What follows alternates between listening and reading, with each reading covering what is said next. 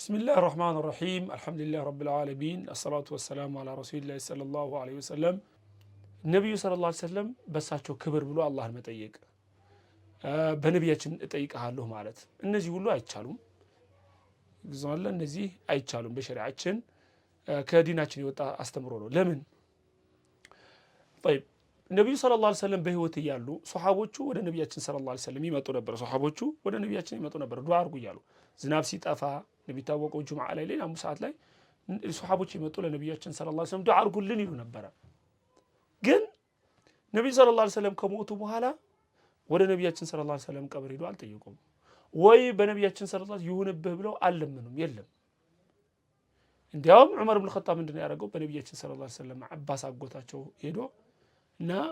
ብሎ ዝናብ ሊጠይቁ ጠራውና ከዛ አላህ ሆይ በአባስ እንጠይቅሃለን አለ አንዳንዶቹ እችን አምጥተው በአባስ እንጠይቅሃለን የሚል ሐዲስ አለ ለፍዙ ቃሉና ስለዚህ በሰው ዛት መጠየቅ ይቻላል አለ ይሄ እንዲያውም ማያቅሰው ነው ሲያቁን የማያቅሰው ማለት ነው ሲያቁ ማለት እዛው ያለው ክስተቱን አይተን ነው ሐዲሱ የምትረዳው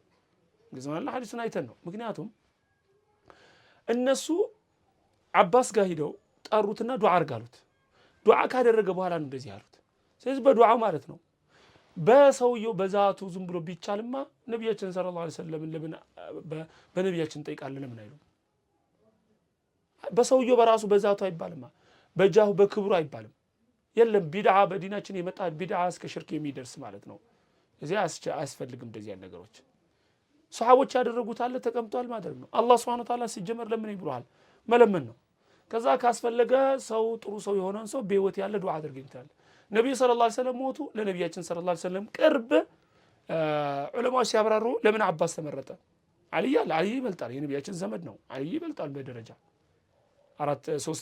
አራተኛው ኸሊፋ ማለት ነው ለምን ነው ለነብዩ ሰለላሁ ዐለይሂ ወሰለም የሚወርሳቸው ቅርባቸው ማን ነው አባስ ነው አጎታቸው ነው ግልጽ አለ ስለዚህ በዛ ሄዶ ነው ለዝምድና ቅርብ ወንድ ቅርብ የሆነው አባስ ነው አጎታቸው አባስን ጠርተው ዱዓ አድርግልን አሉት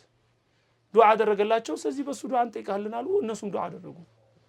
ምን ብለናል ቀደም ከዚህ በፊት በነበረው ትምህርት በመልካም ስራ በአላህ መልካም ስሞችና ሲፋዎች በህይወት ያለ ዱዓ አድርግልን ብለው የሚሰማ ዱዓ አድርጎል በሱ መቃረብ ይቻላል እዚህ እነሱ ደግሞ ይሄን ያደርጉት ግዛለ ሰፋ ያለ የተወሱል ማብራሪያ ከፈለጋችሁ ሰፋ ያለ የተወሱል ማብራሪያ ከፈለጋችሁ አተወሱል ብለው አልኢማሙ الشيخ محمد ناصر الدين الألباني كتاب አላችሁ እሱን በሰፊው ማየት ትችላላችሁ والله اعلم